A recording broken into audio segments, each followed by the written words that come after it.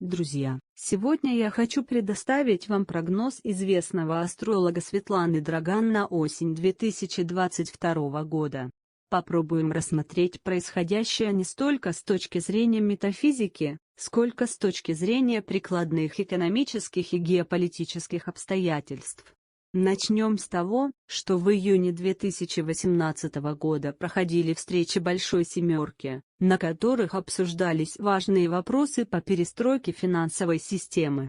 На одной из таких встреч было подписано постановление под номером 56, которое давало право, а вернее, позволяло держать в секрете все глобальные транснациональные финансовые манипуляции и расходы, что полностью лишало суверенитета глав государств и всю власть отдавало трансатлантическим корпорациям, а попросту говоря, банкирам. 22 июля 2019 года проходил форум стран Большой Семерки, где обсуждался вопрос о том, как будет перестраиваться финансовая система.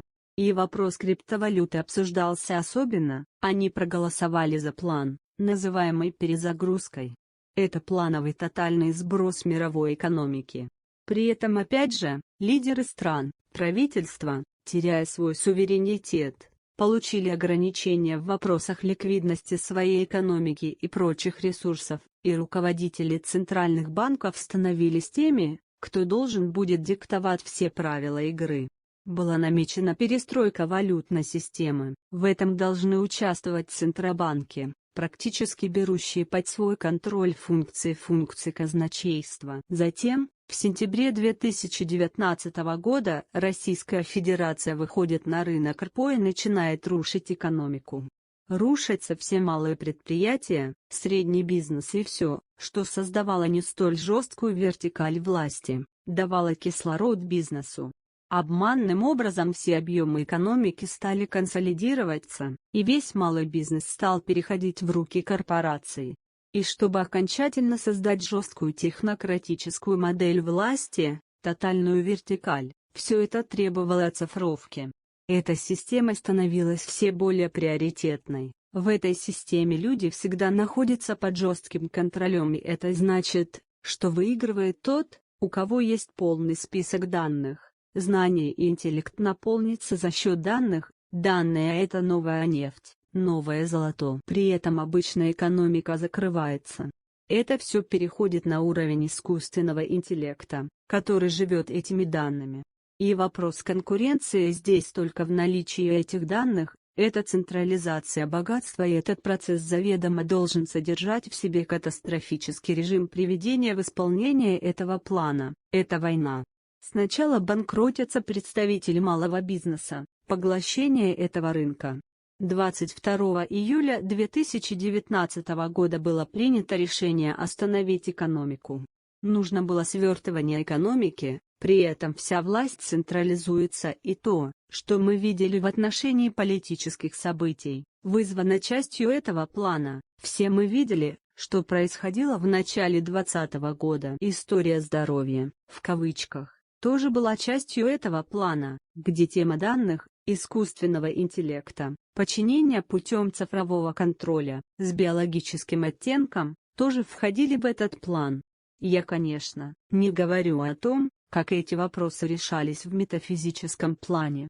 И так исторически сложилось, что Россия была словно отделена от этого стратегического сценария, так как санкционная политика 2014 года вынудила создать свои автономные экономические системы. Это мешало полноценной реализации корпоративного плана. Все мы видели, как начал осуществляться этот жесткий план по сбросу экономики и переводу ее в совершенно иной режим чрезвычайной жесткости, но есть процессы, которые вне управления даже мировой элиты, это не их компетенция. Прерывание этого плана случилось в феврале 2022 года, и несмотря на всю драматичность ситуации, глобально он был остановлен, а вернее, нарушен этот план. И по сути, борьба идет не за Украину, а за реализацию этого жесткого плана, в котором человек уже не может быть свободным ни в каком смысле. И говоря о спецоперации, мы должны понимать, о чем действительно идет речь. Ведь глобально, именно к весне 2023 года должен быть сделан первый шаг к этой, так называемой экономической перезагрузке, которая на самом деле является планом создания своего рода неотюрьмы для народов. Солнечное затмение апреля 22 года заведомо задало тон большим проблемам с Донбассом. За этим понятием я имею в виду всю ту историю с ДНР и ДНР, которая не была разрешена. Оно создало такие конфигурации, которые могут сбивать с пути, создавать крайне опасные и разрушительные ситуации. И с 30 октября по 11 ноября это своего рода тяжелый переход, борьба, которая легкой не будет.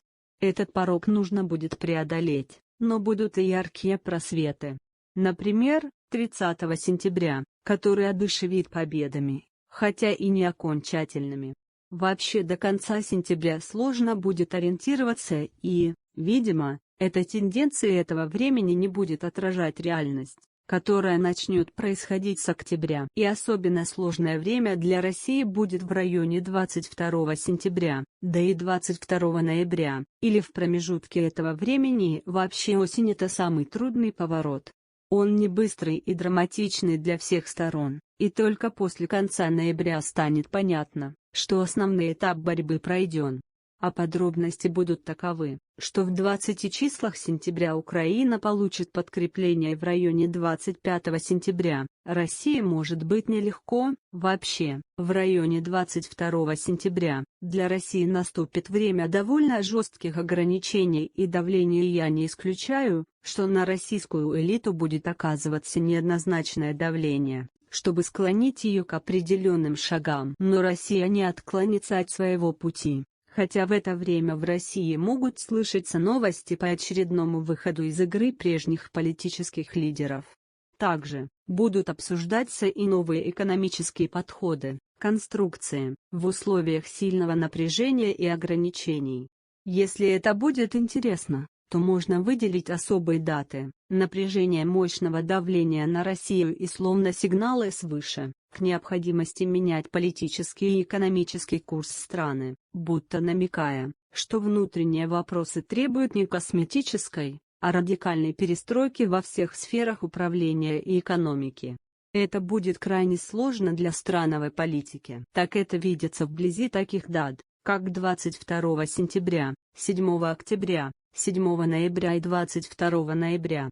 Итак, критичность, которую мы наблюдаем и еще будем наблюдать, имеет задачу создать необходимость полностью изменить модель экономическую и управленческую, прежде всего, не говоря уже о необходимости внутренней консолидации. Если это видео оказалось вам полезным, пожалуйста, поддержите канал вашей подпиской и комментариями. Благодарю за просмотр. Продолжение следует.